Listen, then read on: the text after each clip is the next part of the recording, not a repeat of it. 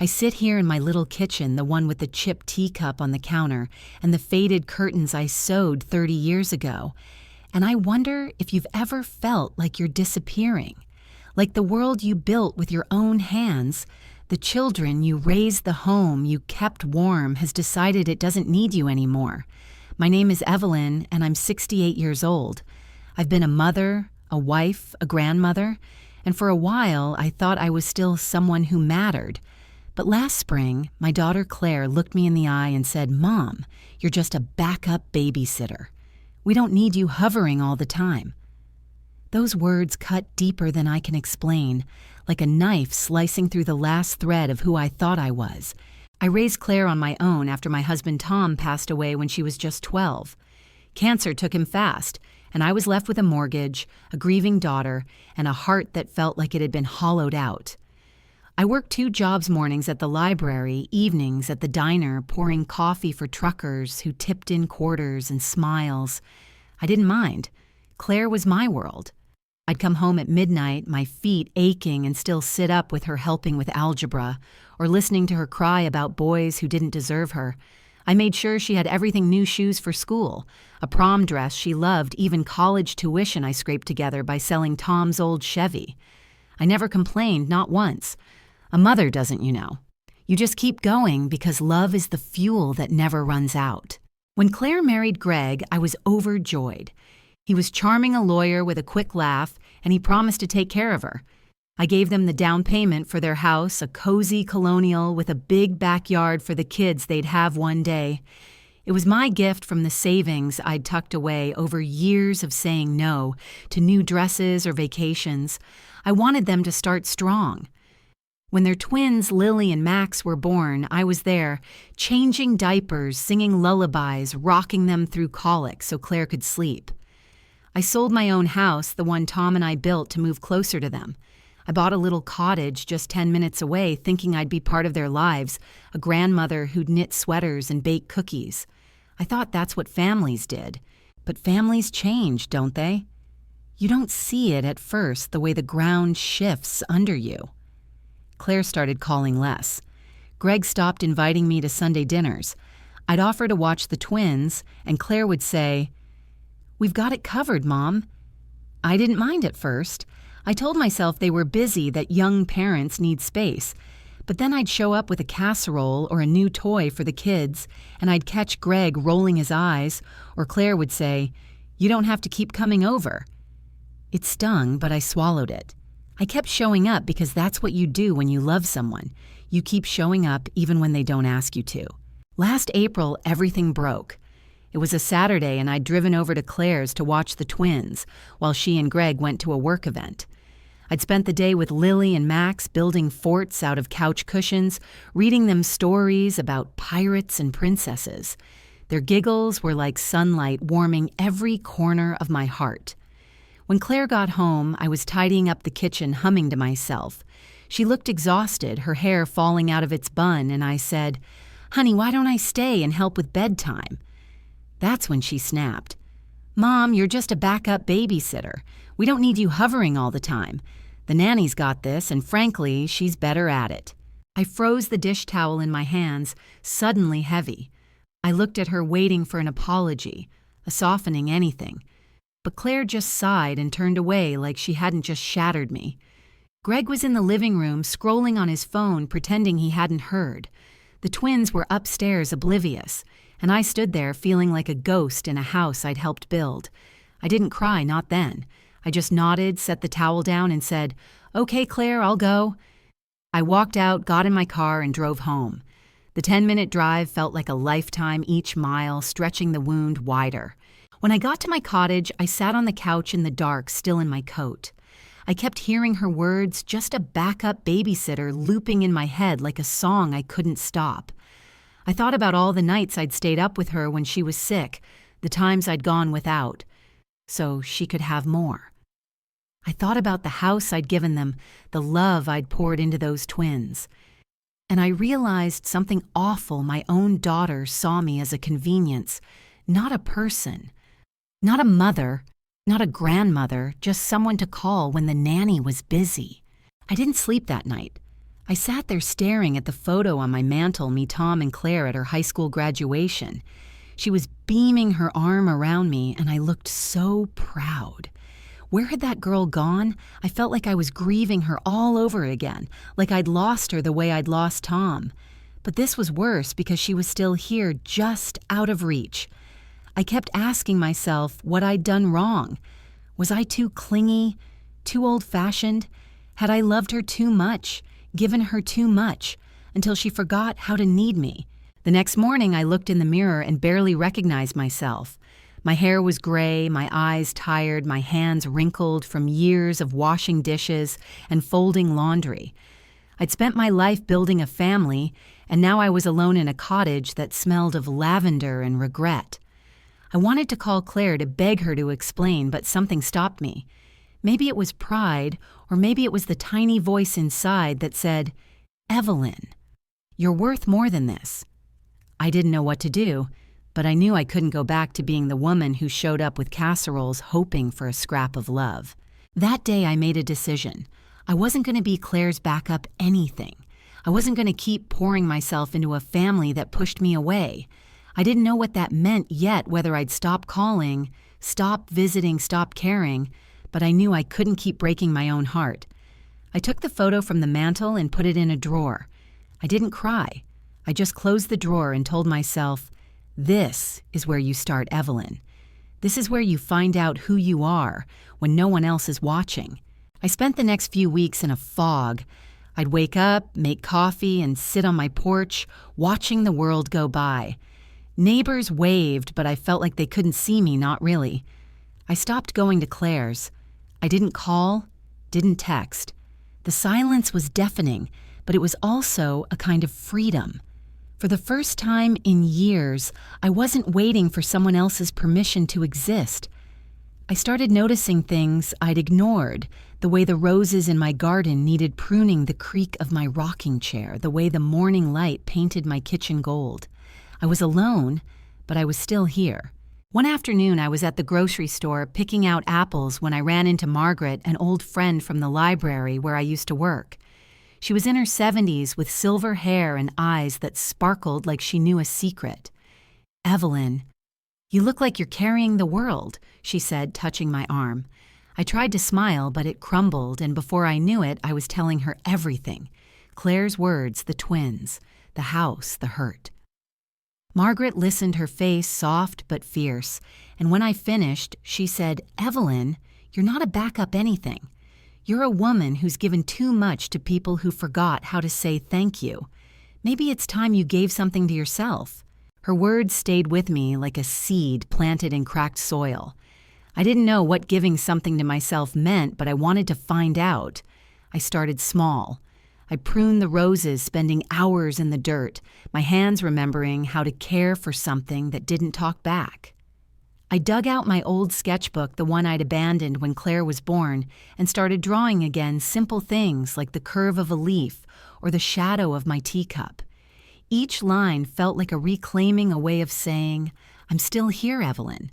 You're still here." I didn't hear from Claire for weeks. Not a call, not a text. I'd see her car sometimes driving past my street, but she never stopped. I wondered if she even noticed I was gone. I wondered if the twins asked about me, if they missed my stories, or the way I'd sneak them extra cookies. The thought of them forgetting me hurt worse than anything, but I pushed it down. I couldn't control what Claire did, but I could control what I did next. And for the first time in a long time, I wanted to know what that could be. The days stretched into weeks, and my cottage became both a sanctuary and a prison. I'd wake up each morning with a heaviness in my chest, like a stone had settled there overnight. I missed Claire, missed the twins, missed the noise of their laughter filling my life. But I didn't call. I didn't drive over. I kept that drawer with the photo closed, and I told myself I was done, begging for a place in a family that didn't want me. Still, the silence was a kind of ache, one that followed me from the kitchen to the garden, to the sleepless hours when I'd lie in bed, staring at the ceiling, wondering if I'd ever been enough. I started filling the quiet with small things. I'd spend mornings sketching my pencils, scratching out memories, Tom's hands holding a fishing rod, Claire's pigtails bouncing as she ran through the sprinkler. Drawing was like breathing again each stroke, pulling me back to a version of myself I'd forgotten. I'd sit on my porch with a cup of tea, watching the neighborhood wake up, and I'd notice details I'd missed before: the way the mailman hummed off-key, the way the oak tree across the street dropped acorns like tiny apologies. I was alone, but I was learning how to be alone, and that felt like a victory, even if it was a lonely one. One day, I decided to clean out the attic. It was a task I'd avoided for years, ever since I'd moved into the cottage. The attic was a time capsule of my life with Tom and Claire, boxes of old letters, Claire's school projects, Tom's fishing gear. I climbed the creaky ladder, my knees protesting, and spent hours sorting through the dust and memories. I found a quilt I'd started when Claire was a baby, half finished, its patches of blue and yellow, faded but soft. I brought it downstairs, spread it on my couch, and decided I'd finish it. Not for Claire, not for the twins, but for me.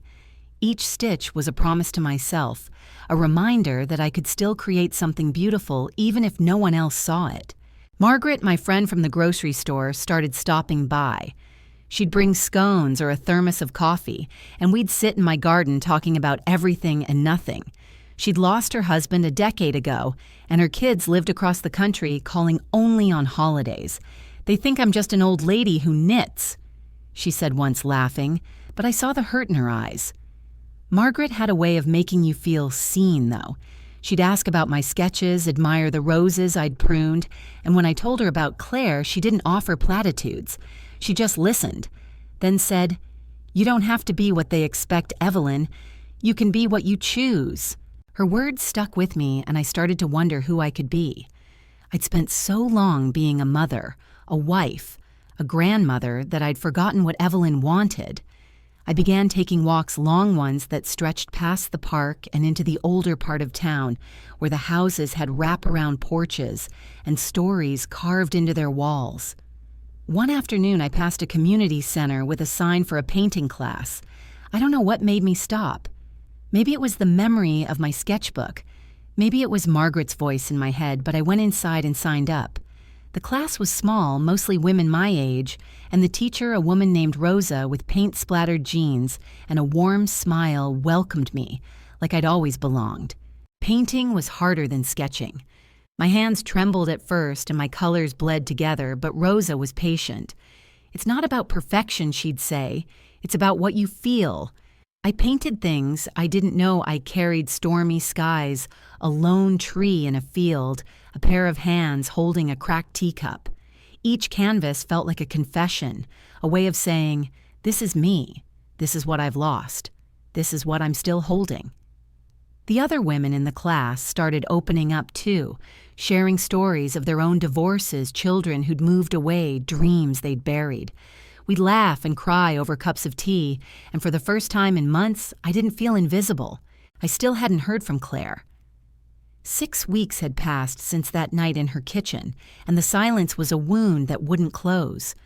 I'd see her name on my phone sometimes, an old text thread I couldn't bring myself to delete, and I'd wonder if she missed me at all.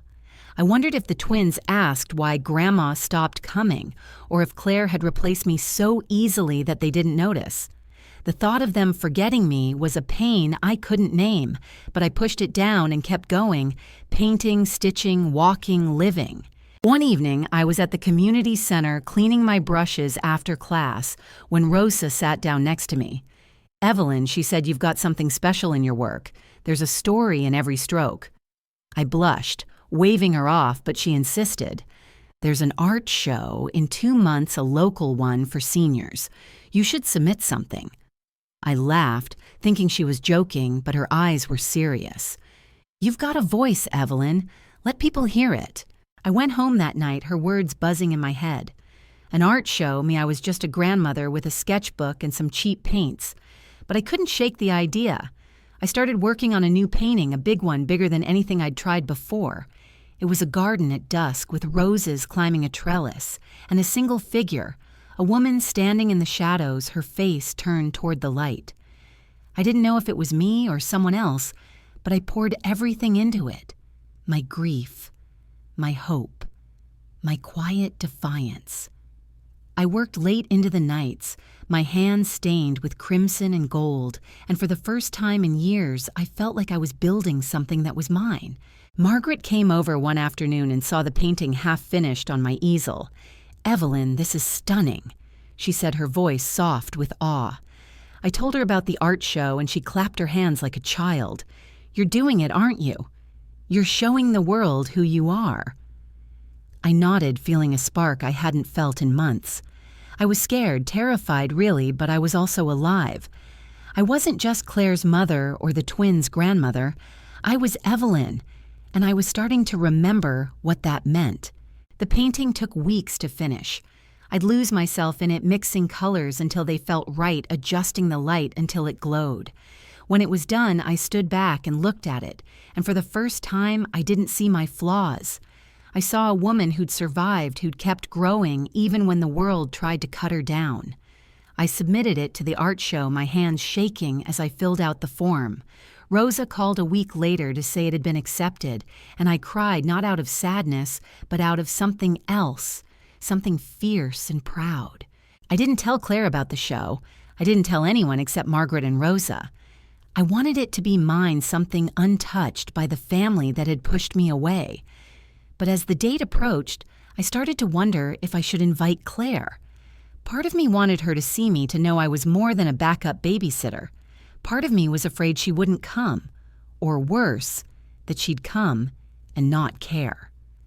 I held off telling myself I'd decide later, but deep down I knew I was protecting myself. I'd spent too long hoping for her love. This time I wanted to love myself first. The art show was set for a Saturday in July, and I spent the days leading up to it preparing.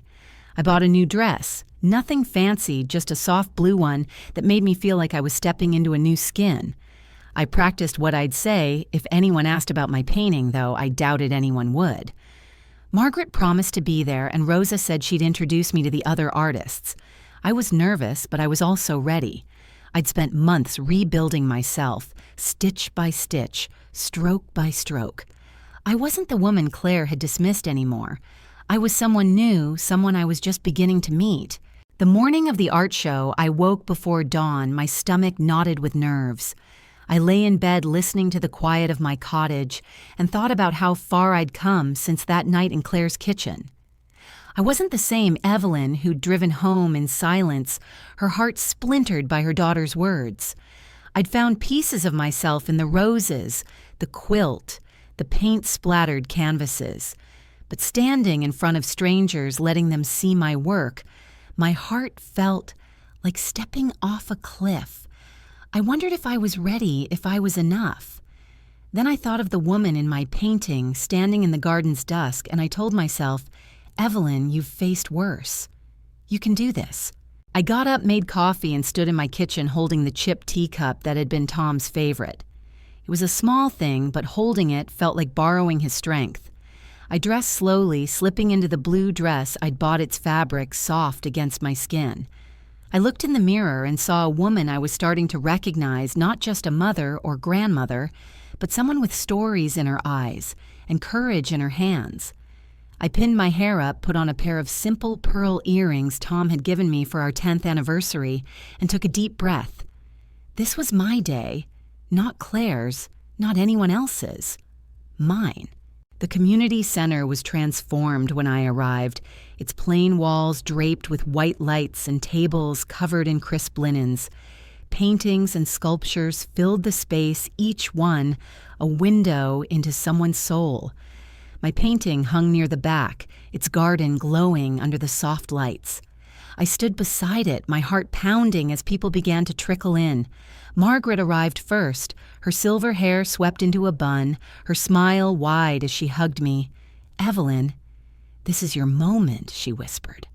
Rosa was there too, bustling around, introducing me to other artists, women and men in their 60s and 70s, each with their own quiet fire. I felt like I belonged, like I was part of something bigger than myself. As the room filled, I watched strangers pause at my painting. Some just glanced and moved on, but others lingered. Their heads tilted their eyes, tracing the roses and the woman in the shadows. A man in a tweed jacket, maybe 80, stood there for a long time, then turned to me and said, "This feels like a memory I didn't know I had." I didn't know what to say, so I just knotted my throat tight. A woman with a cane, her hands gnarled with arthritis, touched my arm and said, "I know that woman. She's me." I wanted to cry, not out of sadness, but because they saw me. They saw the Evelyn I'd poured into that canvas. I kept waiting for Claire to walk through the door, even though I hadn't invited her. Every time the entrance chimed, my eyes darted up, hoping, dreading. But she didn't come. I told myself it didn't matter that this wasn't about her, but the ache was there. A bruise I couldn't ignore. I focused on the people around me instead, the artists sharing their stories, the visitors asking about my process, Margaret beaming like a proud sister. Rosa announced the awards at the end of the night, and when she called my name for Best Emotional Impact, I froze. The room clapped, and Margaret nudged me forward. I walked to the front, my legs trembling, and accepted a small plaque, my voice barely steady as I said, "Thank you. This means more than you know." Driving home that night, the plaque on the passenger seat, I felt a strange mix of triumph and grief. I'd done something I never thought I could, but Claire wasn't there to see it. I wondered if she'd ever know, if she'd ever care. When I got home, I placed the plaque on my mantel next to Tom's teacup and sat on the couch with the quilt across my lap. I didn't cry. I just sat there letting the night settle around me, feeling the weight of what I'd accomplished and the emptiness of who I'd lost. The next morning, I was in the garden pruning the roses when my phone buzzed. It was a text from Claire Mom, "Can you watch the twins tomorrow? Nanny's sick." I stared at the screen, my thumb hovering over the keyboard. Part of me wanted to say yes, to rush back to the twins, to their sticky hands and bright eyes. But another part, the part that had painted that garden that had stood in front of strangers and been seen, said no. I typed, "I'm sorry, Claire. I can't," and hit send before I could change my mind. My hands shook as I set the phone down, but I felt a strange calm, like I'd finally drawn a line in the sand. Claire didn't reply. I didn't expect her to. I went back to my roses, the clippers steady in my hands, and told myself I'd done the right thing. I wasn't punishing her. I was protecting myself. I'd spent too long being the backup, the one who showed up no matter how many times I was pushed away. I deserved more, even if it meant being alone. A few days later, Margaret invited me to a book club she'd joined at the library. I hesitated, but she insisted, saying, "You need people, Evelyn, not just plants." I went feeling out of place at first, surrounded by women I didn't know, their voices lively as they debated a novel about a woman who'd left her old life behind. But as I listened, I realized I had something to say. I spoke up, sharing how the character reminded me of myself, of the choices I was making now. The women listened, their faces kind, and one of them, a retired teacher named Helen, said, "You sound like you're writing your own story, Evelyn." I smiled, feeling that spark again, the one that said I wasn't done yet. The book club became a weekly ritual. I'd sit with those women sipping tea, laughing, sometimes crying as we talked about books and life. Helen became a friend, someone who'd call just to chat or drop by with a new novel she thought I'd like. She'd been a widow for 15 years, her only son living in Australia, and she understood the ache of a family that felt out of reach. "You don't stop loving them," she told me once, "but you learn to love yourself too." I was learning slowly what that meant. I kept painting, filling my cottage with canvases. Some I gave to Margaret or Helen, some I hung on my walls. I finished the quilt, its patches, a map of my life, and draped it over my rocking chair. I started writing too in a notebook I kept by my bed. Not stories, just thoughts. Memories of Tom, moments with Claire when she was small, the way the twins' laughter sounded like music. Writing was like painting a way of holding on to myself, of saying, "This is who I am, even if no one else sees." One evening, I was at the community center for a painting class when Rosa pulled me aside. "Evelyn, there's a woman who saw your painting at the show. She's been asking about you." My heart skipped, thinking it might be Claire, but Rosa handed me a card from a local gallery owner named Diane. "She wants to talk about displaying your work," Rosa said, her eyes bright. I took the card, my mind spinning. A gallery.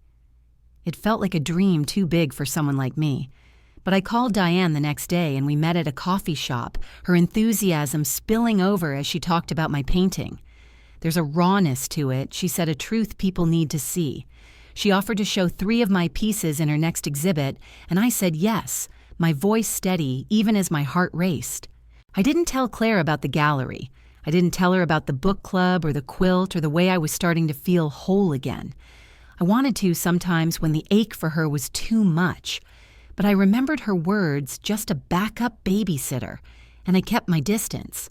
I was building something new, something that didn't depend on her approval. I was scared, but I was also prouder than I'd been in years. The gallery exhibit was set for August, and as the date approached, I felt that same mix of fear and excitement I'd felt before the art show. I chose 3 paintings: the garden, a portrait of Tom's hands, and a new one of a woman walking alone under a starry sky. Each one was a piece of me, and letting them go felt like sending my heart into the world. I wondered if Claire would ever see them, if she'd ever know who I'd become. But I told myself it didn't matter. I was doing this for me, for the Evelyn who'd been forgotten but was finally remembering herself. The summer heat settled over my little cottage like a heavy blanket, but inside I was alive with a kind of energy I hadn't felt in years. The gallery exhibit was 2 weeks away, and I spent my days preparing, framing my paintings, polishing their edges, writing short descriptions that felt like bearing my soul. I'd stand in front of them sometimes, my hands stained with paint, and marvel at how far I'd come. The woman who'd been called just a backup babysitter was gone, or at least she was quieter now, replaced by someone who was learning to stand tall. But even as I grew, the ache for Claire and the twins lingered a shadow that followed me through every triumph. I hadn't heard from Claire since that text asking me to watch the twins. My "I can't" had been met with silence, and I wondered if she was angry, hurt, or simply indifferent. I'd see her car sometimes speeding past my street, and I'd feel a pang wondering if she ever thought of me. I miss Lily and Max so fiercely it hurt the way they'd climb into my lap, their small hands tugging at my sleeves, their voices calling Grandma like it was the most important word in the world. But I couldn't go back, not to the way things were. I'd given too much of myself to a family that didn't see me, and I was learning slowly to give that love to myself instead. Margaret and Helen were my anchors. They'd come over for tea, their laughter filling my kitchen, and we'd talk about the exhibit, the book club, the lives we were building, and the spaces our families had left empty. Margaret, with her sharp wit, would tease me about becoming a famous artist, and Helen, softer, but no less fierce, would say, "Evelyn, you're showing the world what a woman can do when she stops waiting for permission." Their words were like sunlight warming the parts of me that had gone cold.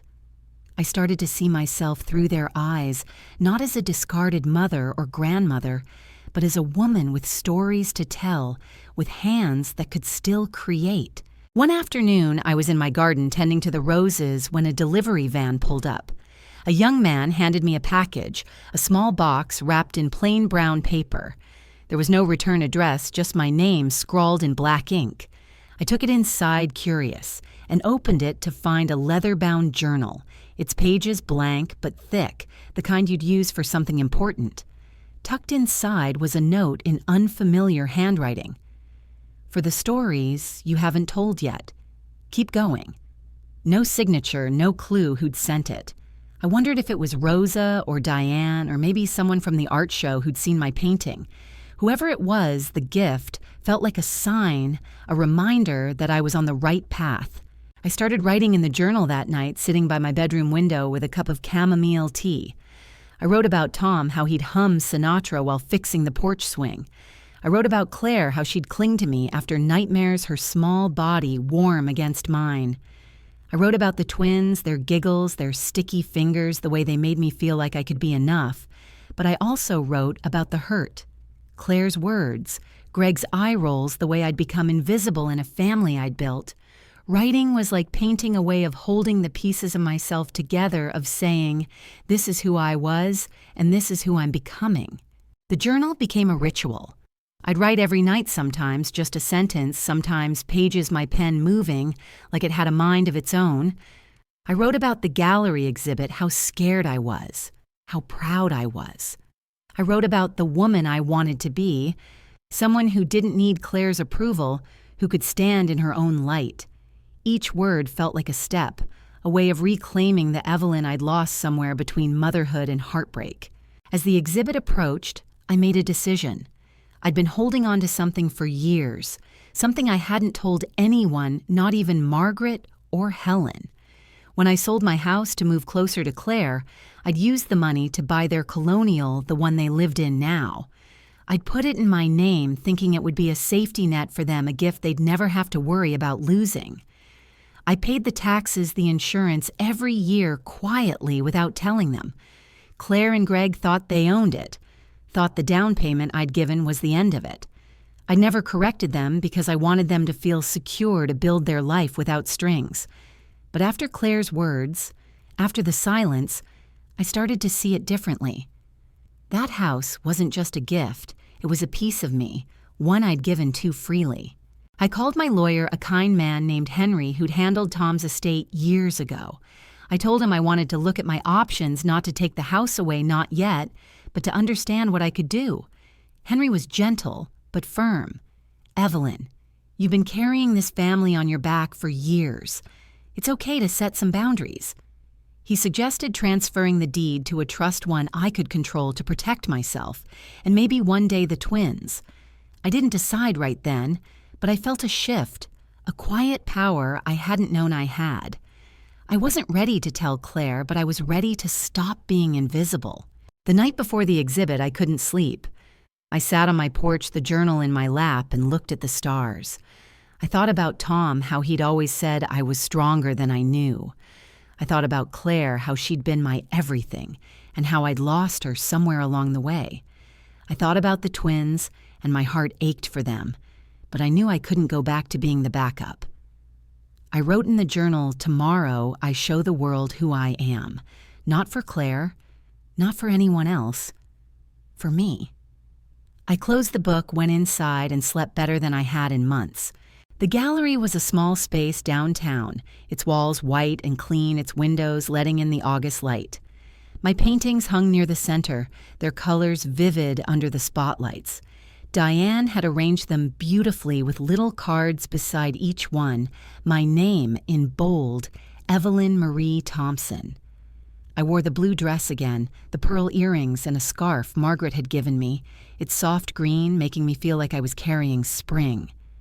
The room filled quickly, artists, locals, a few critics Diane had invited. Margaret and Helen were there, their pride like a warm hand on my shoulder. Rosa came too, her paint-splattered jeans traded for a sleek black dress, her smile wide as she hugged me. People stopped at my paintings, their whispers like music. A woman in a red coat stood in front of the garden for a long time, her eyes misty. A young man, maybe a student, asked me about the starry sky, and I found myself talking about hope, about finding light in the dark. I didn't see Claire, and I told myself it was okay. This wasn't about her. But then just as the evening was winding down, I saw a familiar figure in the doorway. Not Claire Gregg. He stood there. His suit rumpled his face tight like he'd rather be anywhere else. I froze, my heart pounding. He walked over his eyes, flicking to my paintings, then to me. Claire sent me. He said, his voice low. She heard about this from someone at the community center. Said I should check it out. I waited expecting more, but he just stood there awkward like a boy caught doing something wrong. I nodded, my voice steady. Thank you for coming, Greg. He looked at the garden painting, then back at me, and for a moment I thought he might say something real. But he just muttered, nice work, and left. I watched him go, feeling a strange calm. He'd seen me even if he didn't understand what he was seeing. That was enough for now. The exhibit was a success. Diane sold the Starry Sky painting to a collector, and the garden got an offer I hadn't decided on yet. I kept Tom's hands for myself because some things aren't meant to be sold. Driving home Margaret and Helen in the car with me, I felt like I'd crossed a threshold. I wasn't just Evelyn, the mother, the grandmother, the widow. I was Evelyn, the artist, the woman who'd found her voice. I didn't know what came next, but I knew I wasn't going back. I'd spent too long being the backup, the one who gave until she was empty. Now I was filling myself up, and it felt like coming home. The weeks after the gallery exhibit felt like a quiet exhale, as if I'd been holding my breath for months and could finally breathe. My cottage was filled with new light, not just the August sun streaming through the windows, but something inside me, a glow that came from knowing I'd done something brave. The journal on my nightstand was nearly half full now, its pages a map of my heart, sketches of roses, memories of Tom, questions about Claire that I didn't know how to answer. I'd look at my paintings on the walls, the ones I hadn't sold, and feel a pride that was mine alone. But the silence from Claire, the absence of the twins' voices, was a wound that hadn't healed. Greg's brief appearance at the gallery had stirred something in me. Hope maybe, or anger, but it hadn't changed the truth. My daughter still saw me as a convenience, not a person. I kept moving forward because stopping felt like giving up. The book club with Margaret and Helen became my lifeline, a place where I could laugh and cry and feel like I belonged. We'd sit in the library's cozy meeting room surrounded by dog-eared novels and talk about heroines who'd remade themselves. One week, Helen brought a book about a woman who'd walked away from a toxic family to start over. As we discussed it, I found myself saying, she didn't abandon them. She saved herself. The words hung in the air, and Margaret reached for my hand, her eyes soft. I realized I was talking about myself, about the choice I was making every day to keep my distance from Claire. Painting was my other anchor. I'd set up an easel in the spare bedroom, turning it into a makeshift studio. I painted things I hadn't dared before: bold colors, abstract shapes, a canvas of a woman, breaking free from chains made of flowers. Rosa stopped by sometimes, her encouragement like a warm wind. "You're finding your voice, Evelyn," she'd say, and I'd nod, feeling the truth of it. Diane, the gallery owner, called to say the collector who'd bought my Starry Sky painting wanted to meet me.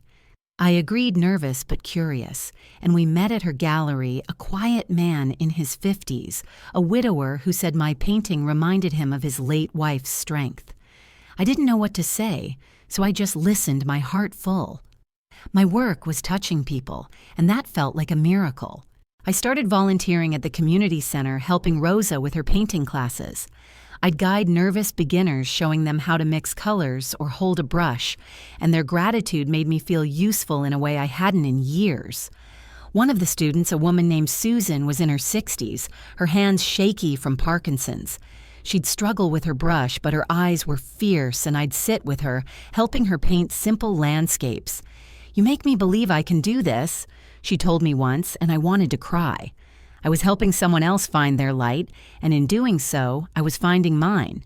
But the quiet moments, the ones when I was alone, were still heavy. I'd sit on my porch at dusk, the quilt across my lap, and think about the twins.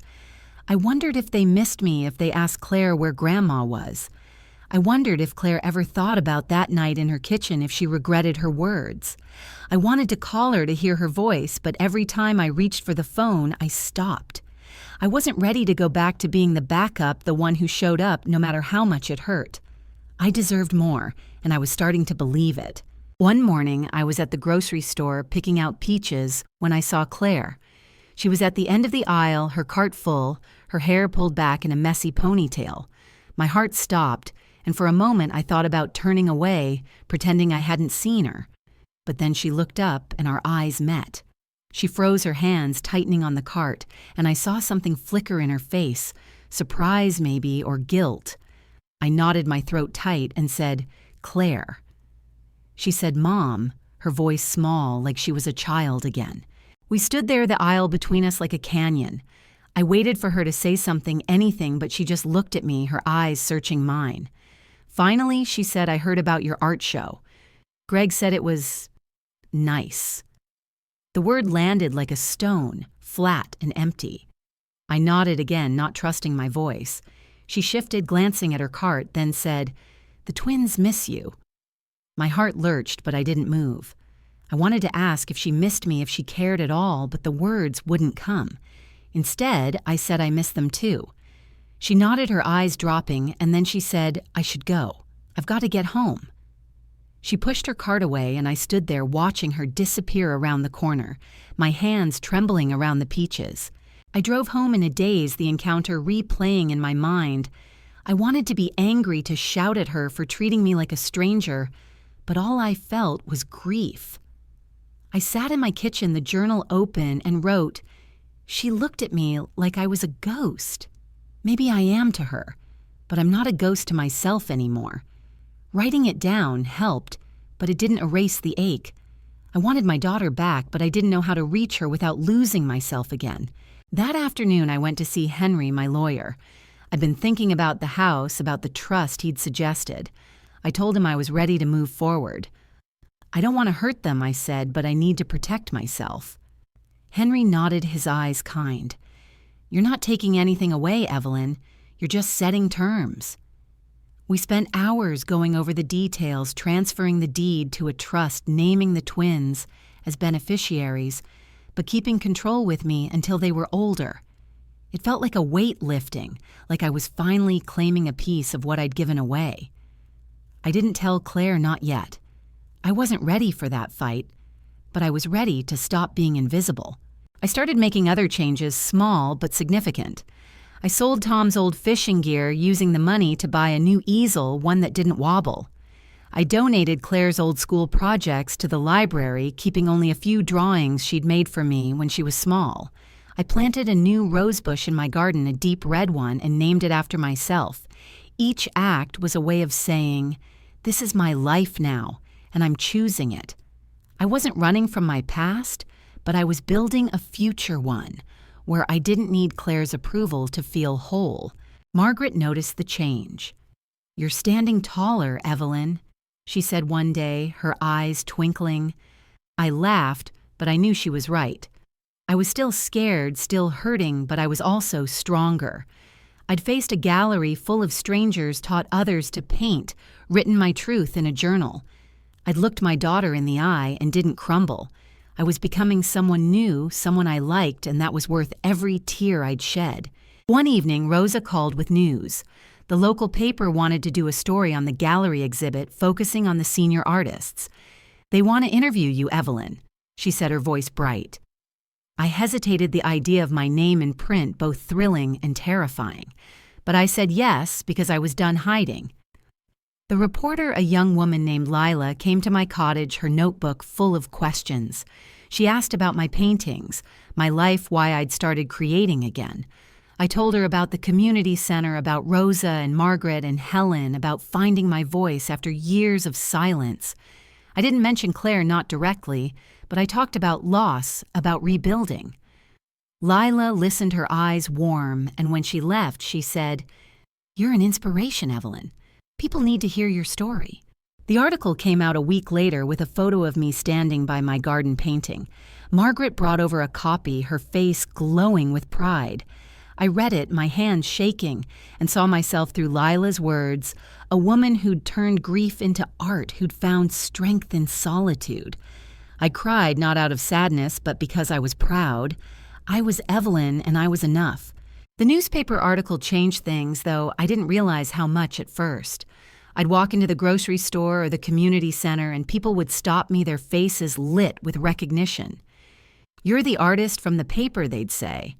Or, "I loved your story, Evelyn." Strangers became friends, sharing their own tales of loss and reinvention over coffee or in the library's quiet corners. I'd listen, nodding, feeling a kinship I hadn't expected. My cottage, once a place of solitude, became a hub, Margaret and Helen dropping by, Rosa, bringing students to see my studio, even Susan, my painting student with Parkinson's, stopping over with her daughter to admire my roses. I was no longer invisible, and that felt like a gift I hadn't known I needed. But with the light came shadows. The article reached Claire. I hadn't told her about it, hadn't thought to, because we hadn't spoken since that awkward moment in the grocery store. I was in my garden one morning tying back the red rosebush I'd named for myself when her car pulled into my driveway. My heart stuttered, but I kept my hand steady, clipping a stray branch as she walked up. She looked tired, her eyes shadowed, her arms crossed like she was holding herself together. "Mom," she said, her voice sharp. "Why didn't you tell me about the article or the gallery? I had to hear it from Greg's coworker." I set the clippers down, wiping my hands on my apron, and looked at her. For a moment I saw the little girl who'd run to me with scraped knees, but then I remembered her words, just a backup babysitter, and I straightened. "Claire." I said, my voice calm but firm, "You haven't exactly been interested in my life lately." She flinched, her mouth opening, then closing. I waited, expecting her to argue, but she just stood there, her eyes darting to the roses, the cottage anywhere but me. Finally, she said, "The twins saw the article. They want to know why you're not coming over anymore." My chest tightened at the mention of Lily and Max. I wanted to ask if they missed me, if they'd asked for me, but I held back. Instead, I said, "I love them, Claire. You know that. But I can't keep being the person you call when you need something and ignore the rest of the time." Her face crumpled, and for a moment I thought she might cry. But then she straightened, her voice hardening. "You're punishing me," she said. "You're making this about you when it's about the kids." I shook my head, the words cutting, but not breaking me. "No, Claire. I'm making this about me because I deserve to be seen too." She didn't respond. She just turned and walked back to her car, her shoulders stiff. I watched her drive away, my heart heavy, but my resolve intact. I'd wanted her to understand, to see the woman I was becoming, but she wasn't ready. Maybe she never would be. I went back to my roses, my hands trembling, and told myself I'd done the right thing. I wasn't punishing her, I was choosing myself, and that was a choice I'd never made before. The encounter shook me, but it also clarified something. I'd been holding on to the hope that Claire would change, that she'd see me the way Margaret or Helen did. But hope can be a weight, and I was tired of carrying it. I went inside, opened my journal, and wrote, "I can't make her love me the way I want, but I can love myself, and that's enough." The words felt like a vow, one I was determined to keep. I threw myself into my work. The gallery exhibit had opened doors, and Diane asked me to create 2 more paintings for a winter show. I painted with a new intensity, my canvases bold storm clouds, breaking into light, a woman dancing in a field of stars. I volunteered more at the community center, teaching a weekly class for seniors, watching their faces light up as they discovered their own creativity.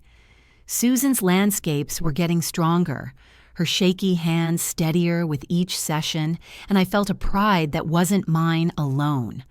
I was building a community, a family of sorts, and it filled the spaces Claire had left empty. I also finalized the trust with Henry.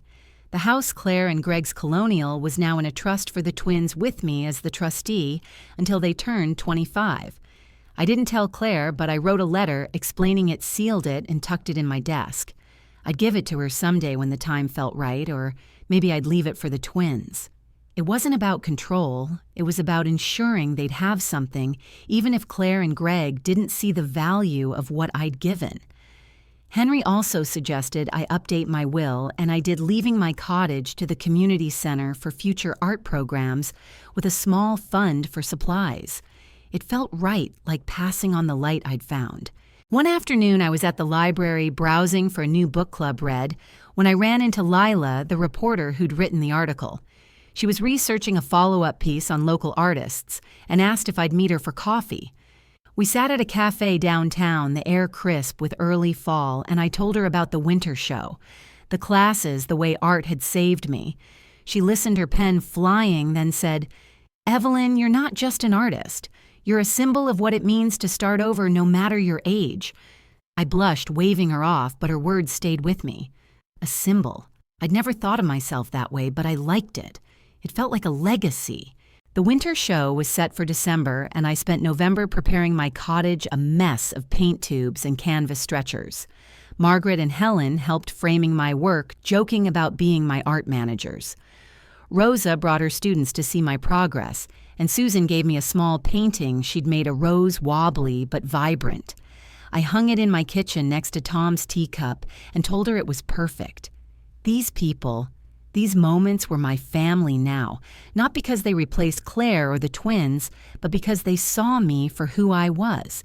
I started wearing Tom's old watch again, the one he'd worn fishing, its leather band worn but warm against my wrist.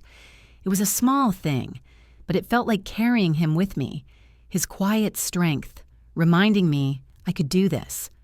I'd catch myself touching it during class, or while painting a reminder that I'd survived loss before and could do it again. I also burned an old letter Claire had written years ago, one where she'd thanked me for the house down payment. I didn't need it anymore. I wasn't holding on to her gratitude, I was holding on to myself. One evening, I was locking up the community center after class when I saw a familiar figure outside. Not Claire, but the nanny Sarah, a young woman with kind eyes who'd always been polite when I'd watched the twins. She looked nervous, her hands twisting together. "Mrs. Thompson," she said, "I need to talk to you." I nodded curious, and we sat on a bench outside, the air cold but clear. She told me she'd quit working for Claire and Greg. "They don't appreciate anyone," she said, her voice low. "They treat me like I'm disposable, and I saw how they treated you. I couldn't stay." I listened, my heart racing. Sarah's words were a mirror reflecting the truth I'd known but hadn't fully faced. She said the twins missed me, that they'd cry for Grandma's stories, and Claire would brush it off, saying I was too busy with my art. I felt a surge of anger, but also relief. Someone else saw it. Someone else understood. I thanked Sarah, told her she'd done the right thing, and gave her Rosa's number, suggesting she try teaching at the community center. She hugged me, her eyes teary, and said, "You're stronger than they know, Mrs. Thompson." I smiled, feeling the truth of it settle in my bones. Driving home, I felt a shift. Sarah's leaving wasn't my victory, but it was a crack in the facade. Claire and Greg had built a sign that their world wasn't as perfect as they pretended. I didn't want them to fail. I loved the twins too much for that, but I wanted them to see what they'd lost. I went to bed that night, Tom's watch on my wrist, my journal open, and wrote, "I'm not waiting for them anymore. I'm living for me, and that's enough." I closed the book, turned off the light, and slept with a peace I hadn't known in years. The winter show came faster than I expected, like a wave that had been building for months and finally crashed ashore. December draped my cottage in frost, the windows etched with delicate patterns that caught the morning light. I'd finished my 2 paintings for Diane's gallery, a stormy sea, with a single boat riding the waves and a woman holding a lantern, her face half in shadow. They were my boldest, yet raw and unapologetic, and when I looked at them, I saw myself, not the Evelyn who'd been dismissed as a backup babysitter, but the one who'd learned to stand in her own truth. The show was set for a Saturday, and as the date approached, I felt a mix of nerves and certainty, like I was stepping into a role I'd been rehearsing for years without knowing it. Margaret and Helen were my cheerleaders, helping me transport the paintings to the gallery, their chatter filling the car with warmth. Rosa came too, her pride like a steady hand on my shoulder. Diane had outdone herself. The gallery was a wonderland of light and color, with my paintings displayed near the front, their frames gleaming under soft spotlights. I wore a new dress, deep burgundy, and Tom's watch, its ticking a quiet reminder of my strength. The room filled with people, artists, collectors, locals, even Lila the reporter who promised a write-up in the Sunday paper. I moved through the crowd, smiling, answering questions, feeling like I belonged in a way I hadn't since Tom was alive. But beneath the glow, I was waiting for something, though I didn't admit it to myself. I kept glancing at the door, half expecting Claire or Greg to walk in, the way Greg had at the last exhibit. I hadn't invited them, Hadn't told them about the show, but the article had spread, and I knew Claire read the local paper. Part of me wanted her to see me, to witness the woman I'd become. Part of me dreaded it, afraid she'd dismiss it all with a shrug the way she'd done in the grocery store. I pushed the thought aside, focusing on the people around me, the hands that shook mine, the voices that said my work had moved them. The night was nearly over when it happened. Diane was announcing the sales both my paintings had sold the sea to a couple from out of town, the lantern to a museum curator when I saw Claire. She stood in the doorway alone, her coat dusted with snow, her face pale and uncertain. My heart lurched, but I didn't move. I stood by my paintings, my hands clasped, and watched her step inside. She didn't approach me, just lingered near the back, her eyes scanning the room until they landed on my work. I saw her pause, her head tilting as she studied the lantern painting, and for a moment I thought I saw something soften in her face, regret maybe, or recognition. Diane finished her speech and the crowd clapped, but I barely heard it. I was watching Claire, waiting for her to look at me. She didn't. She turned and left her coat a dark blur against the snow outside. I felt a pang, sharp and familiar, but it didn't break me. I'd hoped for more, a word, a glance, anything, but I didn't need it. The room was full of people who saw me, who valued me, and I was enough without her approval. I smiled, thanked Diane, and joined Margaret and Helen for a glass of wine, letting the night carry me forward. The next morning, I was in my kitchen sipping coffee when my phone rang. It was Henry, my lawyer, his voice calm but urgent. Evelyn Claire called my office late last night. She knows about the trust. My stomach dropped. I hadn't told her about the house, about moving the deed to a trust for the twins. I'd planned to eventually, but I wasn't ready yet. How I asked, my voice steady despite the racing of my heart. Henry sighed. She was at the county records office looking into something for Greg's firm. She saw the paperwork. I sat down, the chipped teacup cold in my hands. What did she say? I asked. Henry hesitated, then said, "She's upset. She thinks you're trying to control them to take the house away. She wants to meet with you with me present to discuss it." I closed my eyes, picturing Claire's face at the gallery, the way she'd looked at my painting, but not at me. I'd wanted her to see my strength, but this wasn't how I'd imagined it. "Set it up," I said, "but it's on my terms." Henry agreed, promising to arrange a meeting for the following week. The days before the meeting were a blur. I painted, taught my class, met with the book club, but my mind was on Claire. I didn't know what I'd say, how I'd explain the trust without it sounding like revenge. It wasn't about punishing her. It was about protecting myself, about ensuring the twins had something secure. I wrote in my journal pages and pages trying to untangle my feelings. "I love her," I wrote, "but I can't keep giving pieces of myself to someone who doesn't see me. The trust isn't a weapon, it's a boundary, and I'm allowed to have those." The meeting was at Henry's office, a small room with leather chairs and a window overlooking the town square. I arrived early, wearing the burgundy dress from the gallery, Tom's watch on my wrist. Claire and Greg came together, their faces tight, Greg's jaw set like he was ready for a fight. Claire wouldn't meet my eyes, her hands twisting in her lap.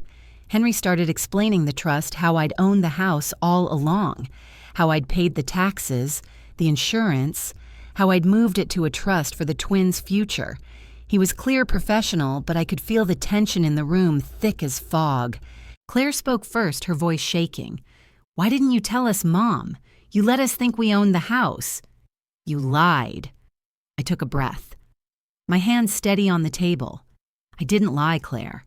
I gave you the house as a gift, but I kept it in my name to protect you. I paid for it every year because I wanted you to have a home. But after what you said, I needed to protect myself, too." Her eyes flicked up, and I saw the hurt in them, but also anger. "You're punishing me," she said, echoing her words from the garden. "You're using the house to make me feel guilty." I shook my head, my voice soft but firm. "No, Claire. I'm not punishing you. I'm setting a boundary. I gave you everything, my time, my money, my heart, and you called me a backup babysitter. You made me feel like I didn't matter. The trust is for the twins, not you. They deserve something secure no matter what happens between us. Greg shifted his face red, but he didn't speak. Claire's eyes filled with tears, but she didn't look away this time. "I didn't mean it," she whispered. "I was stressed. I didn't think it would hurt you like this." I wanted to believe her, but I'd heard too many excuses. "Words matter, Claire," I said. "You didn't just hurt me, you dismissed me. And I can't go back to being the person who shows up hoping you'll see me." The room was silent, the weight of my words settling over us. Henry cleared his throat, offering to go over the trust's terms again, but Claire shook her head. "I need time," she said, standing. Greg followed his hand on her arm, and they left without another word. I sat there, my heart pounding, but I didn't cry. I felt free, like I'd finally said what I'd been carrying for months. Henry touched my shoulder, his voice gentle. "You did well, Evelyn. You spoke your truth." I nodded, thanking him, and drove home, the winter sky gray but bright. I didn't know if Claire would ever understand, but I'd stood up for myself, and that was enough. That night, I lit a candle in my kitchen, its flames small but steady. I opened my journal and wrote, "I told her who I am today, not just her mother, but Evelyn. She may never see me, but I see myself, and that's my victory." I closed the book, blew out the candle, and went to bed, Tom's watch ticking softly against my wrist. The truth was out, and whatever came next, I was ready. The days after the meeting with Claire felt like the quiet after a storm. The air was still, but the ground beneath me was different, reshaped by the truth I'd spoken. I woke each morning in my cottage, the familiar creak of the floorboards, a comfort, and went about my life painting, teaching, writing in my journal. But there was a new steadiness in me. I'd faced Claire, looked into her eyes, and said what needed saying. I didn't know if she'd ever see me the way I needed her to, but I'd seen myself, and that was a piece I hadn't known I could claim. The ache for her and the twins was still there, a soft bruise, but it no longer defined me. I was Evelyn, and I was whole. Winter settled in, wrapping the town in snow, and I found joy in small things.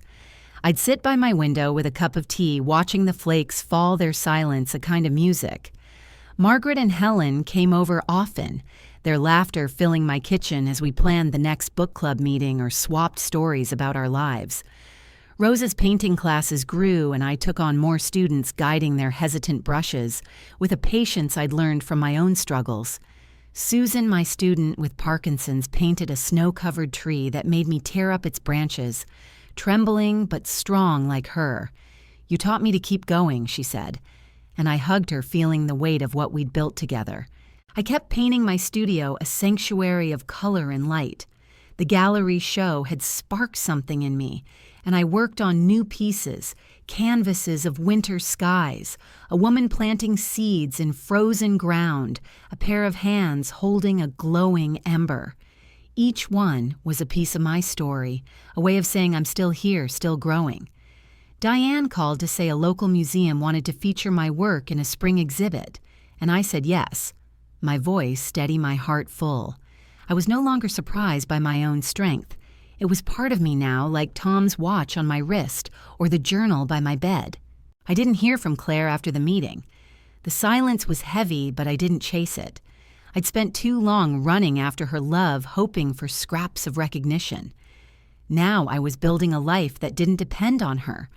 I wrote to the twins, instead letters I didn't send tucked into my journal for someday. Lily Max. I wrote, "You are my heart always. Grandma's here. Painting and planting, waiting for when you're ready to find me."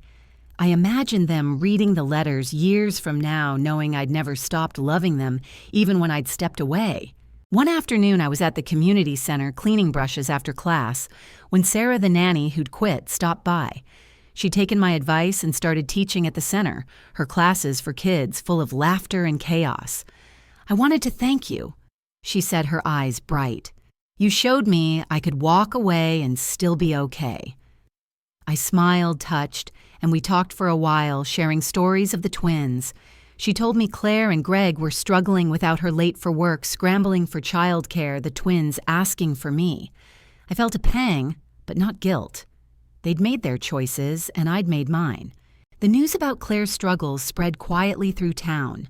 Margaret heard it from a neighbor, Helen, from a friend at church.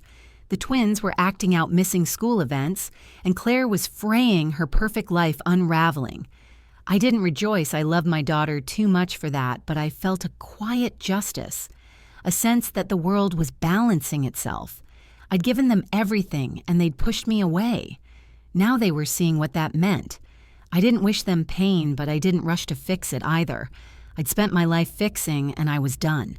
In February, I made a symbolic choice. I'd kept a ring Tom had given me, a simple silver band with a tiny sapphire in a box, since his death.